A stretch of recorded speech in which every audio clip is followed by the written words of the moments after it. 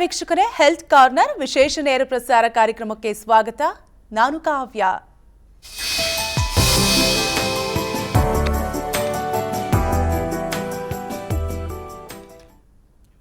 ವೀಕ್ಷಕರೇ, ಆರೋಗ್ಯವೇ ಭಾಗ್ಯ ಅನ್ನೋ ಮಾತಿದೆ. ಆದರೆ ಇತ್ತೀಚಿನ ದಿನಗಳಲ್ಲಿ ಹಲವು ಜನ ಹಲವಾರು ರೀತಿಯ ಆರೋಗ್ಯ ಸಮಸ್ಯೆಯಿಂದ ಬಳಲ್ತಾ ಇದ್ದಾರೆ. ಅದರಲ್ಲೂ ಕೂಡ ಈ ಆರ್ಥರೈಟಿಸ್ ಸಮಸ್ಯೆಯಿಂದ ತುಂಬಾ ಜನ ಬಳಲ್ತಾ ಇದ್ದಾರೆ. ಹಾಗಾಗಿ ಇವತ್ತಿನ ಕಾರ್ಯಕ್ರಮದಲ್ಲಿ ಆರ್ಥರೈಟಿಸ್ ಪ್ರಾಬ್ಲಮ್ಸ್ ಅಂದ್ರೆ ಏನು, ಯಾವೆಲ್ಲ ರೀಸನ್ಗೆ ಕಾಣಿಸ್ಕೊಳ್ಳುತ್ತೆ, ಯಾರಲ್ಲಿ ಅತಿ ಹೆಚ್ಚಾಗಿ ಕಾಣಿಸ್ಕೊಳ್ಳುತ್ತೆ, ಸಿಂಪ್ಟಮ್ಸ್ ಯಾವ ರೀತಿಯಾಗಿರುತ್ತೆ, ಜೊತೆಗೆ ಈ ಆರ್ಥರೈಟಿಸ್ ಪ್ರಾಬ್ಲಮ್ಸ್ಗೆ PRP ಟ್ರೀಟ್ಮೆಂಟ್ ಯಾವ ರೀತಿಯಾಗುತ್ತೆ ಇರುತ್ತೆ, ಇದೆಲ್ಲದರ ಬಗ್ಗೆ ಮಾಹಿತಿಯನ್ನ ತಿಳಿಸ್ಕೊಳ್ಳಲು ನಮ್ಮ ಜೊತೆಗಿದ್ದಾರೆ ಕ್ಲಿನಿಕ್ ಹೆಡ್ ಎಪಿಯಾ ಡಾಕ್ಟರ್ ವಿದ್ಯಾ ಬಂಡಾರು. ಅವರನ್ನ ಕಾರ್ಯಕ್ರಮಕ್ಕೆ ವೆಲ್ಕಮ್ ಮಾಡೋಣ. ಹಲೋ ಡಾಕ್ಟರ್, ಕಾರ್ಯಕ್ರಮಕ್ಕೆ ಸ್ವಾಗತ. ಹಲೋ. ಎಸ್ ಡಾಕ್ಟರ್, ನಾನು ಈಗಾಗಲೇ ಹೇಳಿದಂತೆ ಇತ್ತೀಚಿನ ದಿನಗಳಲ್ಲಿ ಆರ್ಥರೈಟಿಸ್ ಪ್ರಾಬ್ಲಮ್ ಅತಿ ಹೆಚ್ಚು ಜನರಲ್ಲಿ ಕಾಣಿಸ್ಕೊಳ್ತಾ ಇದೆ. ಮುಂಚೆಲ್ಲ ನಾವು ಆರ್ಥರೈಟಿಸ್ ಪ್ರಾಬ್ಲಮ್ನ ಅತಿ ಹೆಚ್ಚಾಗಿ ಕೇಳ್ತಾನೆ ಇರಲಿಲ್ಲ, ವಯಸ್ಕರಲ್ಲಿ ಅಷ್ಟೇ ಕಾಣಿಸ್ಕೊಳ್ತಾ ಇತ್ತು. ಬಟ್ ಇತ್ತೀಚಿನ ದಿನಗಳಲ್ಲಿ ಯುವಕರಲ್ಲೂ ಕೂಡ ಅತಿ ಹೆಚ್ಚಾಗಿ ಕಾಣಿಸ್ಕೊಳ್ತಾ ಇದೆ. ಈ ಆರ್ಥರೈಟಿಸ್ ಪ್ರಾಬ್ಲಮ್ ಅಂದರೆ ಏನು, ಯಾವೆಲ್ಲ ರೀಸನ್ಗೆ ಅತಿ ಹೆಚ್ಚಾಗಿ ಕಾಣಿಸ್ಕೊಳ್ಳುತ್ತೆ?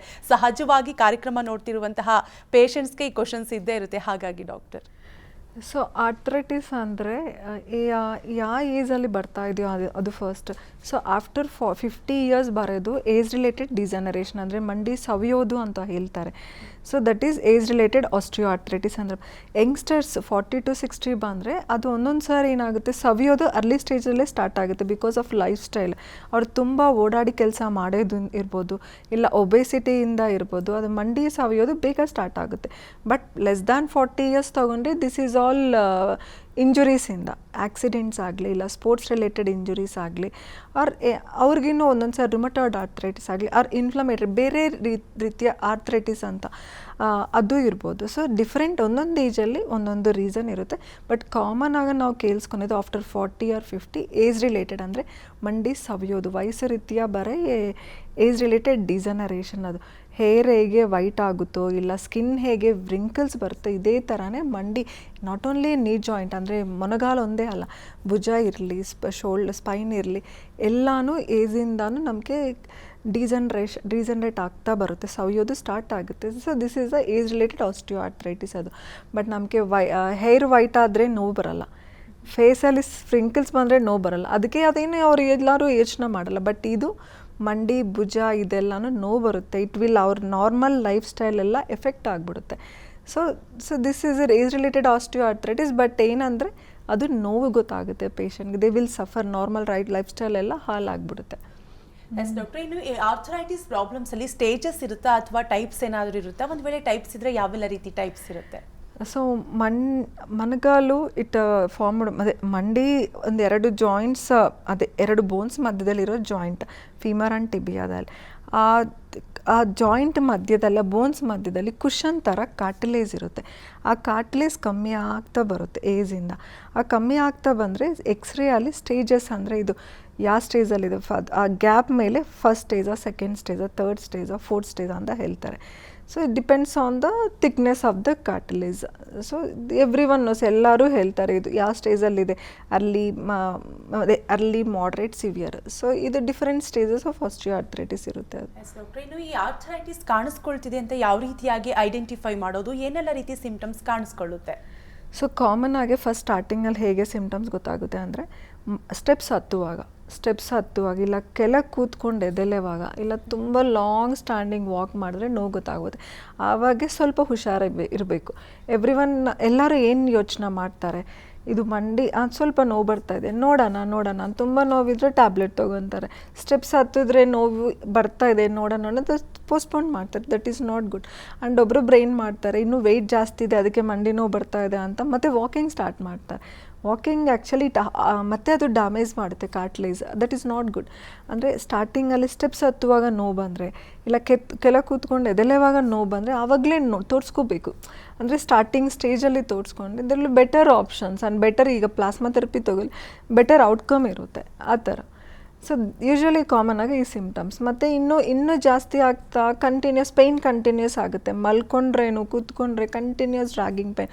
ಒಬ್ರೊಬ್ರಿಗೆ ಮಂಡಿ ಒಂದೇ ಅಲ್ಲ, ಸೈಡ್ಗೆ ಮಸಲ್ಸ್ ಎಲ್ಲ ಪೇಯ್ನ್ ಬರೋದು ಸ್ಟಾರ್ಟ್ ಆಗುತ್ತೆ.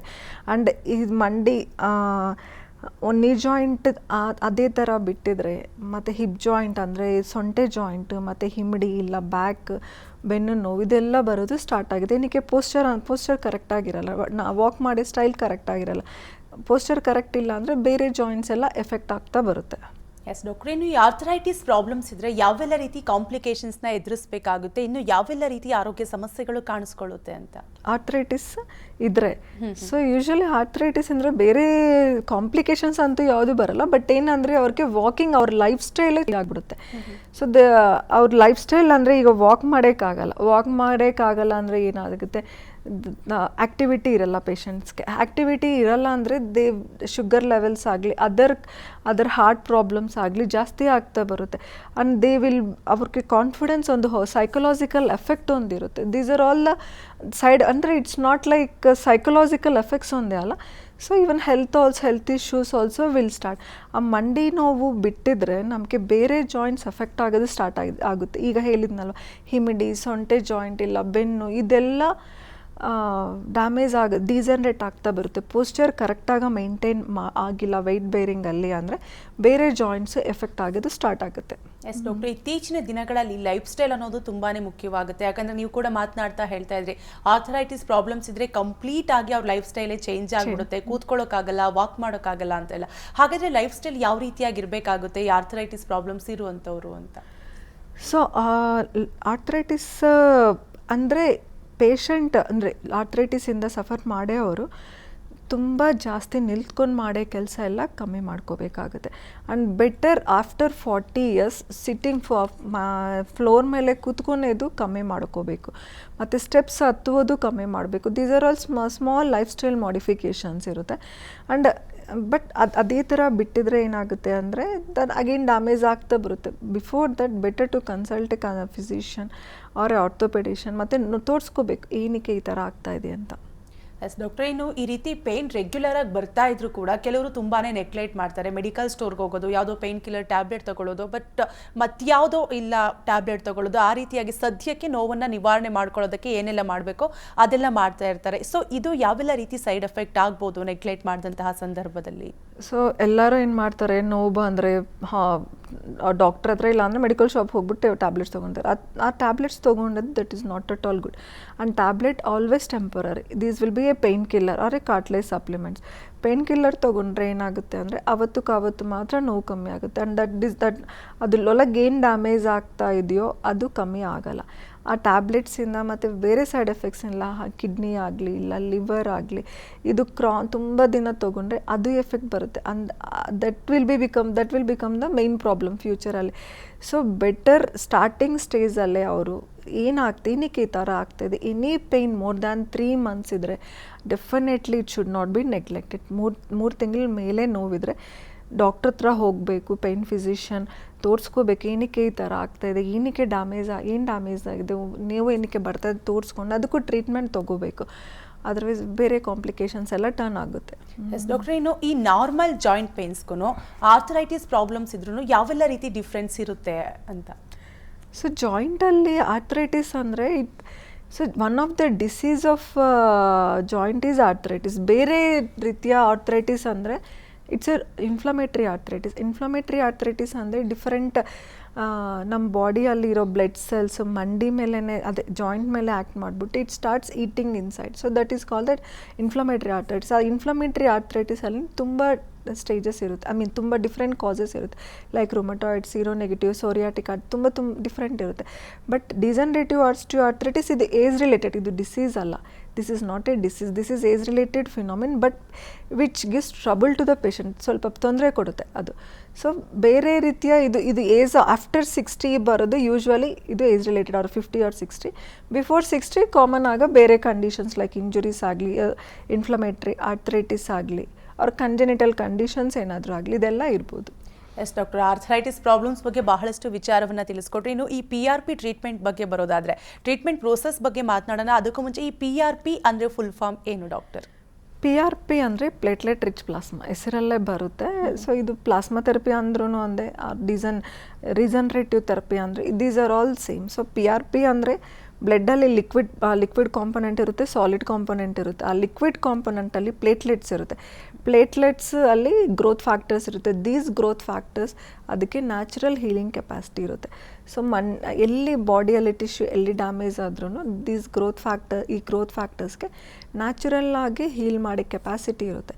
ಸೊ ಸ್ಕಿನ್ ಆಗಲಿ ಇಲ್ಲ ಮಸಿಲ್ ಆಗಲಿ ನಾವೇನೂ ಮಾಡೋಂಗಿಲ್ಲ, ಸ್ಕಿನ್ ಹೀಲ್ ಆಗಿಬಿಡುತ್ತೆ. ಕಟ್ಟಾದರೆ ಯಾರೇನಾದರೂ ಅಬ್ರೇಷನ್ ಏನೋ ಡ್ಯಾಮೇಜ್ ಆದರೆ ಹೀಲ್ ಆಗುತ್ತೆ. ಇದೇ ಥರನೇ ಮಂಡಿಯಲ್ಲಿ ಜಾಯಿಂಟಲ್ಲಿ ಏನಾದರೂ damage soft tissue structure damage ಆದರೆ ನಾವು ಅದು ಪ್ಲೇಟ್ಲೆಟ್ಸ್ ಇರೋ ಗ್ರೋತ್ ಫ್ಯಾಕ್ಟರ್ಸ್ ಇರೋ ಪ್ಲೇಟ್ಲೆಟ್ಸ್ ತೊಗೊಂಡು ಅಲ್ಲಿ ಎಲ್ಲಿ ಡ್ಯಾಮೇಜ್ ಆಗಿದೆಯೋ ಅಲ್ಲಿ ಕೊಡ್ತೀವಿ.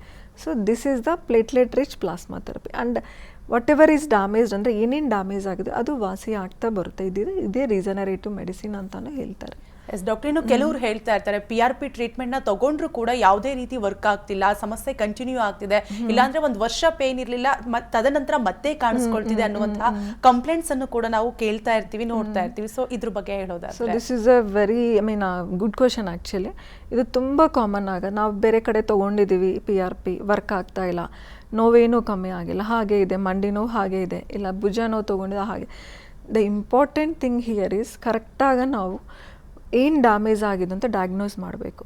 ಆ ಡ್ಯಾಮೇಜ್ ಪೋರ್ಷನಲ್ಲಿ ನಾವು ಎಲ್ಲಿ ಕೊಡ್ತಾ ಇದ್ದೀವಿ ಅಂತ and how we process the PRP is important.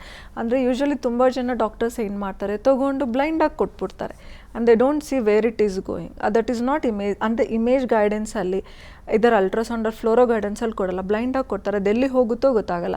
So ಎಲ್ಲಿ ಹೋಗುತ್ತೋ ಗೊತ್ತಾಗಿಲ್ಲ ಅಂದರೆ ಅದು ವರ್ಕ್ ಹೇಗೆ ಆಗುತ್ತೆ. ಸೊ ನಾವು ಕರೆಕ್ಟಾಗಿ ಎಲ್ಲಿ ಡ್ಯಾಮೇಜ್ ಆಗಿದೆ, ಮಂಡಿಯಲ್ಲಿ ಕಾರ್ಟಿಲೇಜ್ ತಗೊಳ್ಳಿ. ಕಾಮನ್ ಆಗಿ ಏಜಿಂದ ಬರೋದು ಆಸ್ಟಿಯೋ ಆರ್ಥ್ರೈಟಿಸ್ ಅಂತ ಈಗನೇ ಹೇಳಿ. ಸೊ ಆಸ್ಟಿಯೋ ಆರ್ಥ್ರೈಟಿಸಲ್ಲಿ ಏನು ಡ್ಯಾಮೇಜ್ ಆಗುತ್ತೆ? ಕಾರ್ಟಿಲೇಜ್. ಸೊ ಕಾರ್ಟಿಲೇಜ್ ಎಲ್ಲ ಕಡೆನೂ ಡ್ಯಾಮೇಜ್ ಆಗಲ್ಲ. ವೆಯ್ಟ್ ಅಂದರೆ ಭಾರ ಎಲ್ಲಿ ಬಿಡುತ್ತೋ ಅಲ್ಲಿ ಮಾತ್ರ ಡ್ಯಾಮೇಜ್ ಆಗುತ್ತೆ. ಸೊ ಆ ಡ್ಯಾಮೇಜ್ ಎಲ್ಲಿ ಆಗಿದೆಯೋ ಅಲ್ಲಿ ಕರೆಕ್ಟಾಗಿ ನಾವು ನೋಡಿಕೊಂಡು ಕೊಡಬೇಕು. ಇಟ್ಸ್ ನಾಟ್ ಲೈಕ್ ಬ್ಲೈಂಡ್ಲಿ ಒಂದೊಂದು ಕಡೆ ಬೇರೆ ಕಡೆ ಒಂದು ಕಡೆ ಡ್ಯಾಮೇಜ್ ಆಗಿ ಇನ್ನೊಂದು ಕಡೆ ಕೊಟ್ಟರೆ ಯೂಸ್ ಆಗಲ್ಲ. ಸೊ ಈ ಥರ ಇರುತ್ತೆ. And it depends. ಅಂದರೆ ನಾವು ಕಂಪ್ಲೀಟಾಗಿ ಹೀಲ್ ಆಗಬೇಕು. ಒಂದು ಸಿಟ್ಟಿಂಗಲ್ಲಿ ತುಂಬ ಒಂದು 10 ವರ್ಷದಿಂದ ಪೇಷಂಟ್ ಸಫರ್ ಆಗ್ತಾಯಿದೆ, ಒಂದೇ ಸಿಟ್ಟಿಂಗ್ ತೊಗೊಂಡಿರ್ತಾರೆ, ಹೇಗೆ ವಾಸಿ ಆಗುತ್ತೆ? ಅದಕ್ಕೆ 1 year ಆ ಥರ ಇರಲ್ಲ. So we should completely treat. ಅಂದರೆ 3 ಸಿಟ್ಟಿಂಗ್ಸಾ 4 ಸಿಟ್ಟಿಂಗ್ಸಾ ಬೇಸ್ಡ್ ಆನ್ ಎಷ್ಟು ಡ್ಯಾಮೇಜ್ ಆಗಿದೆ ಅದ್ರ ಮೇಲೆ ಅದು ಡಿಪೆಂಡ್ ಆಗುತ್ತೆ. ಸೊ ಕರೆಕ್ಟಾಗಿ ಡಯಾಗ್ನೋಸ್ ಮಾಡಬೇಕು ಫಸ್ಟು, ಕರೆಕ್ಟ್ ಪ್ಲೇಸಲ್ಲಿ ಕೊಡಬೇಕು and should be given by a correct doctor also. And image ಗೈಡೆನ್ಸಲ್ಲಿ and the preparation of PRP is important. ನಾರ್ಮಲಾಗಿ ಲ್ಯಾಬಲ್ಲಿ ಒಂದು ಟೆಸ್ಟ್ ಟ್ಯೂಬಲ್ಲಿ ಇಟ್ಕೊಂಡು ಅದು ಮಾಡೋದಲ್ಲ. And how it is processed, how we prepare the platelet rich plasma, growth factors rich platelet rich plasma, these are all matters. ಅದಕ್ಕೆ ನಮ್ಮದು success rate it's more than 85%. ನಾವು ಒಂದು 25-30 ಸಾವಿರ ಪೇಷಂಟ್ ನೀ ಜಾಯಿಂಟ್ ಪೇನ್ಸ್ಗೆ ನಾವು ಟ್ರೀಟ್ ಮಾಡಿದ್ವಿ. ನಮ್ಮ success rate is more than 85% I can say. So that is should be given in a correct proper way ಕೊಟ್ಟಿದ್ರೆ 100% ಇದು ವರ್ಕ್ ಆಗುತ್ತೆ. ಎಸ್ ಡಾಕ್ಟರ್, ಇನ್ನು ಇತ್ತೀಚಿನ ದಿನಗಳಲ್ಲಿ ನಾವು ಈ ಡಯಾಬಿಟೀಸ್ ಅನ್ನುವಂತಹ ಸಮಸ್ಯೆ, PCOD ಸಮಸ್ಯೆ, ಆರ್ಥರೈಟಿಸ್, ಈ ರೀತಿ ರೆಗ್ಯುಲರ್ ಆಗಿ ಸಮಸ್ಯೆಗಳನ್ನು ನೋಡ್ತಾ ಇರ್ತೀವಿ. ಬೇರೆ ಬೇರೆ ಆರೋಗ್ಯ ಸಮಸ್ಯೆ ಇರ್ಬೋದು, ಅಂದರೆ ಈ ಥೈರಾಯ್ಡ್ ಇರ್ಬೋದು, ಈ ರೀತಿ ಸಮಸ್ಯೆಗಳಿದ್ರೂ ಕೂಡ ಈ PRP ಟ್ರೀಟ್ಮೆಂಟ್ನ ತಗೋಬೋದಾ? ಯಾವುದೇ ರೀತಿ ಸೈಡ್ ಎಫೆಕ್ಟ್ ಆಗೋದಿಲ್ವಾ ಅಂತ?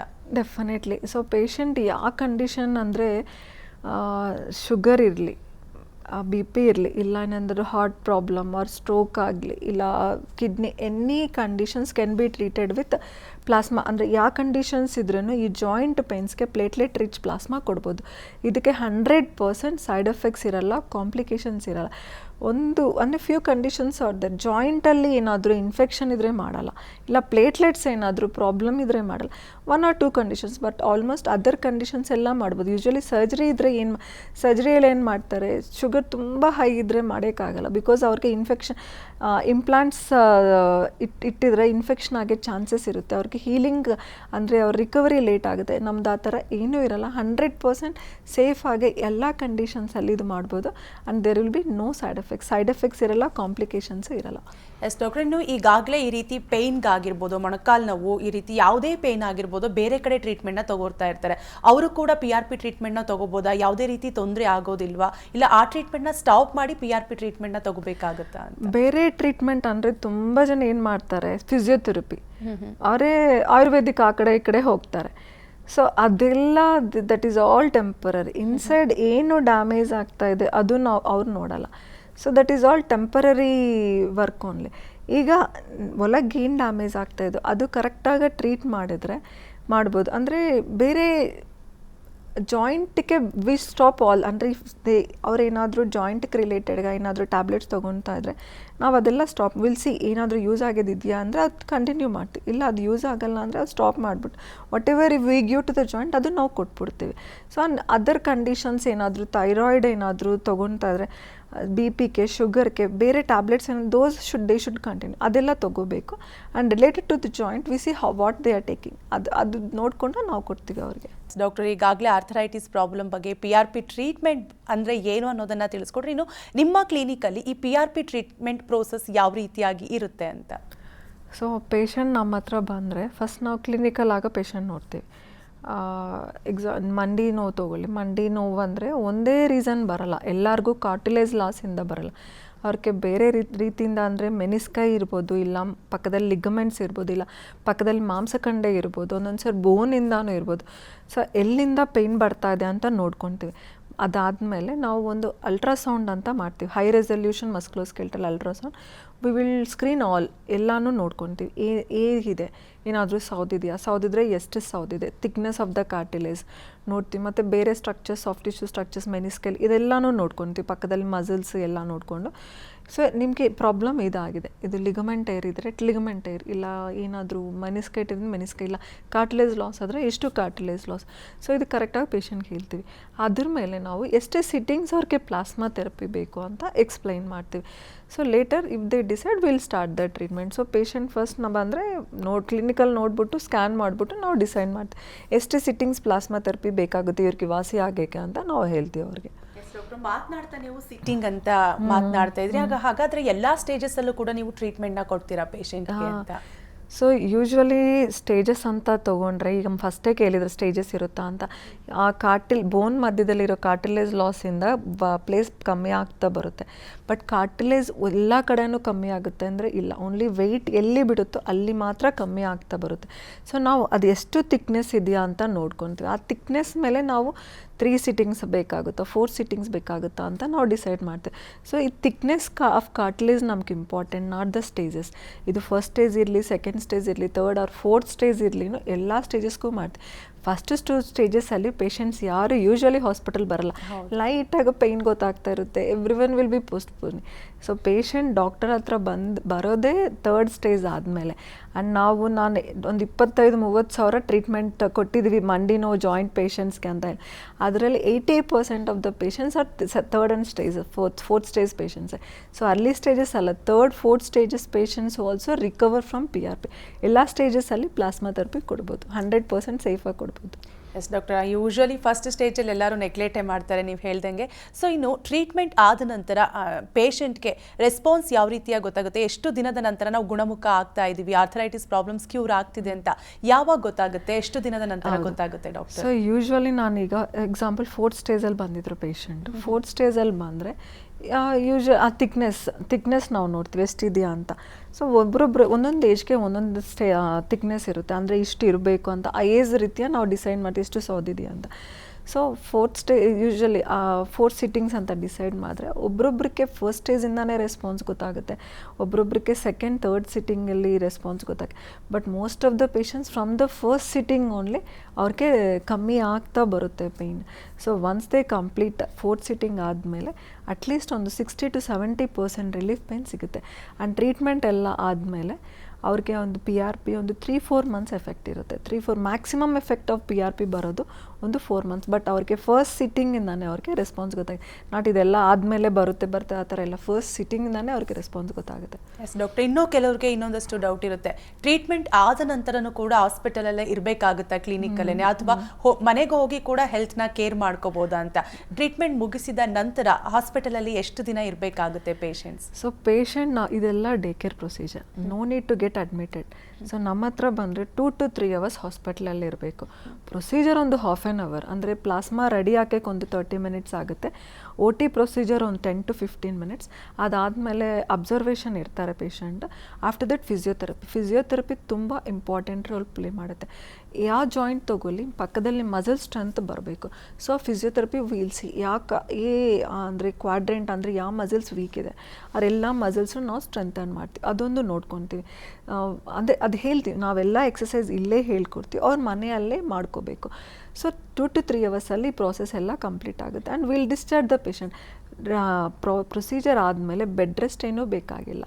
ಅವರು ಮತ್ತೆ ಆಫೀಸ್ ಬೇಕಂದರೆ ಆಫೀಸು ಹೋಗ್ಬೋದು, ಇಲ್ಲ ಮನೆಗೆ ಹೋಗ್ಬೋದು, ಅವ್ರ ಕೆಲಸ ಅವ್ರು ಮಾಡ್ಕೋಬೋದು. ಆ್ಯಂಡ್ ಈ ಥರ ಮಾಡಬೇಕು. ಸ್ವಲ್ಪ ಲೈಫ್ ಸ್ಟೈಲ್ ಮಾಡಿಫಿಕೇಷನ್ಸ್ ಇರುತ್ತೆ, ಇದು ಮಾಡಬೇಕು, ಇದು ಮಾಡಬಾರ್ದು. ಸೊ ಈ ಥರ ಎಕ್ಸಸೈಸ್ ಮಾಡ್ಕೋಬೇಕು, ಇದೆಲ್ಲ ಹೇಳ್ಕೊಡ್ತೀವಿ. ಆ್ಯಂಡ್ ಮನೆಯಲ್ಲೇ ಅವ್ರು ದೇ ಕೇರ್ ಆಫ್ ದಮ್. ಮನೆಯಲ್ಲೇ ಅವರೆಲ್ಲ ಅವ್ರನ್ನ ನೋಡ್ಕೋಬೋದು, ಪ್ರಾಬ್ಲಮ್ ಏನಿರಲ್ಲ. ಎಸ್ ಡಾಕ್ಟರ್, ಮಾತನಾಡ್ತೀವಿ ಟ್ರೀಟ್ಮೆಂಟ್ ಮುಗಿದ ನಂತರ ಮನೆಯಲ್ಲೇ ಕೂಡ ಅವ್ರನ್ನ ಹೆಲ್ತ್ನ ಅವರು ಕೇರ್ ಮಾಡ್ಕೋಬೋದು ಅನ್ನುವಂತಹ ವಿಚಾರವನ್ನು ತಿಳಿಸ್ಕೊಡ್ರಿ. ಲೈಫ್ ಸ್ಟೈಲ್ ಕೂಡ ಯಾವ ರೀತಿಯಾಗಿರ್ಬೇಕಂತ ಹೇಳ್ಕೊಡ್ರಿ. ಟ್ರೀಟ್ಮೆಂಟ್ನ ನಂತರ ಫುಡ್ ಮೇಂಟೆನೆನ್ಸ್ ಯಾವ ರೀತಿಯಾಗಿರ್ಬೇಕಾಗುತ್ತೆ? ಯಾಕಂದರೆ ಆಹಾರ ತುಂಬಾ ಮುಖ್ಯ ಇತ್ತೀಚಿನ ದಿನಗಳಲ್ಲಿ. ಹಾಗಾಗಿ ಡಾಕ್ಟರ್, ಸೊ ಫುಡ್ ರಿಸ್ಟ್ರಿಕ್ಷನ್ ಅಂತೂ ಜಾಸ್ತಿ ಇರಲ್ಲ unless they are obese. So obese ಪೇಷಂಟ್ಸ್ಗೆ ಮಾತ್ರ ವೆಯ್ಟ್, ಈಗ ಮೊಣಗಾಲು ನೋವು ಬಂದರೆ ಅವರು ವೆಯ್ಟ್ ಕಮ್ಮಿ ಆಗಲೇಬೇಕು, ಇಲ್ಲಾಂದರೆ ವೆಯ್ಟ್ ಮತ್ತೆ ಬೀಳುತ್ತೆ, ಮತ್ತೆ ಸ್ಟ್ರೆಸ್ ಆಗುತ್ತೆ, again it will degenerate. So obese ಇರೋರಿಗೆ ಫುಡ್ ರಿಸ್ಟ್ರಿಕ್ಷನ್ ಇರುತ್ತೆ. ಅದರ್ವೈಸ್ ನಾರ್ಮಲ್ ವೆಯ್ಟ್ ಪೇಷಂಟ್ಸ್ಗೆ ಫುಡ್ ರಿಸ್ಟ್ರಿಕ್ಷನ್ಸ್ ಯಾವುದೂ ಜಾಸ್ತಿ ಇರಲ್ಲ. ಬಟ್ ಒಂದೊಂದು ಇನ್ಫ್ಲಮೇಟ್ರಿ ಕಾಸಿಂಗ್ ಅಂದರೆ ಸ್ವಲ್ಪ ಊತ ಬರೆ ಕಾಸಸ್ ಫುಡ್ ಇರುತ್ತೆ, ಅದು ಕಮ್ಮಿ ಮಾಡ್ತೀವಿ. ಲೈಕ್ ಸ್ವೀಟ್ಸ್ ಅದೆಲ್ಲ ಸ್ವಲ್ಪ ಕಮ್ಮಿ ಮಾಡ್ತೀವಿ. ಆ್ಯಂಡ್ ಪ್ರೋಟೀನ್ ಮಾತ್ರ ಜಾಸ್ತಿ ತೊಗೊಳ್ತೀವಿ. ಪ್ರೋಟೀನ್ ಫುಡ್ ಎವ್ರಿ ಡೈಟಲ್ಲಿ ಸ್ವಲ್ಪ ಪ್ರೋಟೀನ್ ತೊಗೊಂಡೇ ಕೇಳಿ. ಆ ಪ್ರೋಟೀನ್ ತೊಗೊಂಡ್ರೆ ಮಸಲ್ ಸ್ಟ್ರೆಂತ್ ಬರುತ್ತೆ. ಸೊ ಮಸಲ್ ಸ್ಟ್ರೆಂತ್ ಬರುತ್ತೆ, it will be safe for the joint. ಮತ್ತು ಅದು ಜಾಯಿಂಟ್ ಮೇಲೆ ಮತ್ತೆ ಸ್ಟ್ರೆಸ್ ಬಿಡಲ್ಲ. So this is all the common. Obese patient ಮಾತ್ರ we give a diet chart. So ಒಬ್ರೊಬ್ರಿಗೆ ಏನಾಗುತ್ತೆ, ವೈಟಮಿನ್ ಡೆಫಿಷಿಯನ್ಸೀಸ್ ಅದೆಲ್ಲ ಇರುತ್ತೆ, ಅದೂ ಕರೆಕ್ಟ್ ಮಾಡ್ಕೊತ ಬರ್ತೀವಿ. ಸೆಕೆಂಡ್ ಸಿಟ್ಟಿಂಗಲ್ಲಿ usually what will do, muscles ಹೇಗಿದೆಯೋ ಅಂತ ನೋಡ್ತೀವಿ. ಮತ್ತು ಅವರು ಗೇಟ್ ಹೇಗಿದೆ ಅಂತ, ಅವ್ರೇನಾದರೂ ನಾರ್ಮಲ್ ವಾಕ್ ಮಾಡ್ತಾ ಇದ್ರಾ, ಇಲ್ಲ ಏನಾದ್ರು ಸ್ವಿಂಗ್. ಯೂಶ್ವಲಿ ಮಂಡಿ ನೋವಿರೋರು ಸ್ವಲ್ಪ ಆ ಕಡೆ ಈ ಕಡೆ ಹೀಗೆ ವಾಕ್ ಮಾಡ್ತಾರೆ. ಸೊ ಅದು ಗೇಟ್ ಕರೆಕ್ಷನ್ ಮಾಡ್ತೀವಿ. ಮತ್ತು ಡಿಫಾರ್ಮಿಟೀಸ್ ಏನಾದರೂ ಇದ್ದರೆ ಡಿಫಾರ್ಮಿಟೀಸ್ ನಿಧಾನಕ್ಕೆ ಕರೆಕ್ಟ್ ಮಾಡ್ತಾ ಬರ್ತೀವಿ. So step by step we treat the patient in a multi disciplinary approach. So ಒಳಗೇನು ಡ್ಯಾಮೇಜ್ ಆಗಿದೆ ಅದು ವಾಸಿ ಆಗಬೇಕು, ಮಸಲ್ ಸ್ಟ್ರೆಂತ್ ಬರಬೇಕು, ಅವ್ರ ವೆಯ್ಟ್ ಕಮ್ಮಿ ಆಗಬೇಕು, ಆ್ಯಂಡ್ ಗೇಟ್ ಕರೆಕ್ಷನ್ ಆಗ್ಬಿಟ್ಟು ಒಂದೊಂದು ಕ್ಲಿಯರ್ ಮಾಡ್ತಾ ಬರ್ತೀವಿ ನಾವು. ಎಸ್ ಡಾಕ್ಟರ್, ಈ ಮೊಣಕಾಲು ನೋವಿಗೆ ಎಲ್ಲ ಸ್ಟೇಜಸ್ಸಲ್ಲೂ ಎಲ್ಲ ಕಂಡೀಷನ್ನಲ್ಲೂ ಟ್ರೀಟ್ಮೆಂಟ್ ಕೊಡ್ತೀವಿ ಅಂತ ಹೇಳಿದರೆ, ಇನ್ನು ಈ ಆರ್ಥರೈಟಿಸ್ ಪ್ರಾಬ್ಲಮ್ಸ್ ಅಂದರೆ ಕೆಲವರಿಗೆ ಭುಜದ ನೋವಿರುತ್ತೆ, ಜಾಯಿಂಟ್ ಪೇನ್ಸ್ ಇರುತ್ತೆ, ಇವ್ರಿಗೆಲ್ಲ ಯಾವ ಸ್ಟೇಜಸ್ಸಲ್ಲಿ ಟ್ರೀಟ್ಮೆಂಟ್ ಕೊಡ್ತೀರಾ ಡಾಕ್ಟರ್? ಸೊ ಈ PRP ಮೊಣಗಾಲಕ್ಕೆ ಒಂದೇ ಅಲ್ಲ, ಶೋಲ್ಡರ್ಗೆ ಎಕ್ಸಲೆಂಟ್ ಟ್ರೀಟ್ಮೆಂಟ್, ಸ್ಪೈನ್ಗೆ excellent treatment. And elbow joint ಹಿಮಿಡಿ ತಗೊಳ್ಳಿ, ಇಲ್ಲ ಸೊಂಟೆ ಜಾಯಿಂಟ್ ತಗೊಳ್ಳಿ, ಎಲ್ಲ ಜಾಯಿಂಟ್ಗೆ ಪ್ಲಾಸ್ಮಾ ಥೆರಪಿ ಮಾಡ್ಬೋದು. ಸೊ ಯಾವ ಜಾಯಿಂಟ್ ಆದ್ರೂ ಆ ಜಾಯಿಂಟ್ ಫಸ್ಟ್ ಏನಕ್ಕೆ ನೋವು ಬರ್ತಾ ಇದೆ ಅಂತ ನೋಡ್ಕೋಬೇಕು. ಆ ನೋವೇನಕ್ಕೆ ಬರ್ತಾ ಇದೆ, ಜಾಯಿಂಟಿಂದನಾ, ಪಕ್ಕದಲ್ಲಿ ಮಸಲ್ಸಿಂದನಾ, ಇಲ್ಲ ಪಕ್ಕದಲ್ಲಿ ಬರ್ಸೋದಿಂದನಾ, ಎಲ್ಲಿಂದ ಪೇಯ್ನ್ ಬರ್ತಾ ಇದೆ ಡಿಸೈಡ್ ಮಾಡಿಕೊಂಡು ಅದ್ರ ಮೇಲೆ ನಾವು ಏನು ಟ್ರೀಟ್ಮೆಂಟ್ ಕೊಡಬೇಕು. ಪ್ಲಾಸ್ಮಾ ಥೆರಪಿ ಕೊಡಬೇಕಂದ್ರೆ ಎಷ್ಟು ಸಿಟ್ಟಿಂಗ್ಸ್ ಪ್ಲಾಸ್ಮಾ ಥೆರಪಿ ಕೊಡಬೇಕು ಅಂತ ನಾವು decide. And every joint, shoulder ಆಗಲಿ, ಸ್ಪೈನ್ ಆಗಲಿ, any joint we can treat. Even the sports injuries ನಾವು ಟ್ರೀಟ್ ಮಾಡ್ಬೋದು ತೀರಿದ್ರೆ. ಎಸ್ ಡಾಕ್ಟರ್, ಯಾರು ಬೇಕಾದರೂ ಈ ಟ್ರೀಟ್ಮೆಂಟ್ನ ತೊಗೋಬೋದಾ ಕೊನೆಯದಾಗಿ? ಸೊ ಎಲ್ಲಾರು ನೋ ಏಜ್ ಲಿಮಿಟ್. ಸೊ ನಾವು 10 ಇಯರ್ಸಿಂದ 99 ಇಯರ್ಸ್ವರೆಗೂ ಮಾಡಿದ್ವಿ. 10 years is the youngest girl we did. ಅವ್ರಿಗೇನಾದರೂ ಕಂಜೆಂಟಲ್ ಪ್ರಾಬ್ಲಮ್ ಇತ್ತು ಸೊಂಟೆ ಜಾಯಿಂಟಲ್ಲಿ, ಅವ್ರಿಗೆ ಮಾಡಿದ್ವಿ. 99 ಇಯರ್ಸ್ಗೂ ಮಾಡಿದ್ದೀವಿ. So every one can take the treatment, no complication, no side effects, 100% safe. It's a hassle free, ಅಂದರೆ ಆಪ್ರೇಷನ್ ಇರಲ್ಲ. ಸೊ ಆಫ್ಟರ್ ದ ಟ್ರೀಟ್ಮೆಂಟ್ ಅವ್ರ ಕೆಲಸಕ್ಕೂ ಹೋಗ್ಬೋದು. 100% ಸೇಫ್ ಆ್ಯಂಡ್ ಎಫೆಕ್ಟಿವ್. ಸೇಫ್ ಒಂದೇ ಅಲ್ಲ, ಎಫೆಕ್ಟಿವ್ ಪ್ರೊಸೀಜರ್ ಆಲ್ಸೋ, ಎಲ್ಲರೂ ತಗೋಬೋದು. ಎಸ್ ಡಾಕ್ಟರ್, ಇವತ್ತಿನ ಕಾರ್ಯಕ್ರಮದಲ್ಲಿ ಆರ್ಥರೈಟಿಸ್ ಪ್ರಾಬ್ಲಮ್ಸ್ ಬಗ್ಗೆ, ಜೊತೆಗೆ ಅದರಲ್ಲೂ ಮುಖ್ಯವಾಗಿ PRP ಟ್ರೀಟ್ಮೆಂಟ್ ಬಗ್ಗೆ, ಟ್ರೀಟ್ಮೆಂಟ್ ಪ್ರೋಸೆಸ್ ಬಗ್ಗೆ, ಡಯಟ್ ಪ್ಲಾನ್ಸ್ ಬಗ್ಗೆ ಬಹಳಷ್ಟು ವಿಚಾರವನ್ನು ತಿಳಿಸ್ಕೊಟ್ರಿ. Thank you doctor. Thank you. ನೋಡಿದ್ರಲ್ಲ ವೀಕ್ಷಕರೇ, ಇದಾಗಿತಿ ಹೊತ್ತಿನ ವಿಶೇಷ ನೇರ ಪ್ರಸಾರ ಕಾರ್ಯಕ್ರಮ. ಅನುಕ್ಷಣದ ಸುದ್ದಿಗಾಗಿ ನೋಡ್ತಾ ಇರಿ ವಿಸ್ತಾರ ನ್ಯೂಸ್, ಇದು ನಿಖರ ಜನಪರ. ಅನುಕ್ಷಣದ ಸುದ್ದಿಗಳಿಗಾಗಿ ವಿಸ್ತಾರ ನ್ಯೂಸ್ ಯೂಟ್ಯೂಬ್ ಚಾನೆಲ್ ಸಬ್ಸ್ಕ್ರೈಬ್ ಮಾಡಿ. ಹೊಸ ಸುದ್ದಿಗಳ ನೋಟಿಫಿಕೇಶನ್ಗಾಗಿ ಬೆಲ್ ಐಕಾನ್ ಕ್ಲಿಕ್ ಮಾಡಿ. ಲೇಟೆಸ್ಟ್ ಅಪ್ಡೇಟ್ಸ್ಗಾಗಿ www.vistaranews.com ವೆಬ್ಸೈಟ್ಗೆ ವಿಸಿಟ್ ಮಾಡಿ. ಅಂಗೈಯಲ್ಲೇ ಜಗತ್ತಿನ ಸುದ್ದಿ ತಿಳಿಯಲು ವಿಸ್ತಾರ ನ್ಯೂಸ್ ಕನ್ನಡ ಆಪ್ ಡೌನ್ಲೋಡ್ ಮಾಡಿ.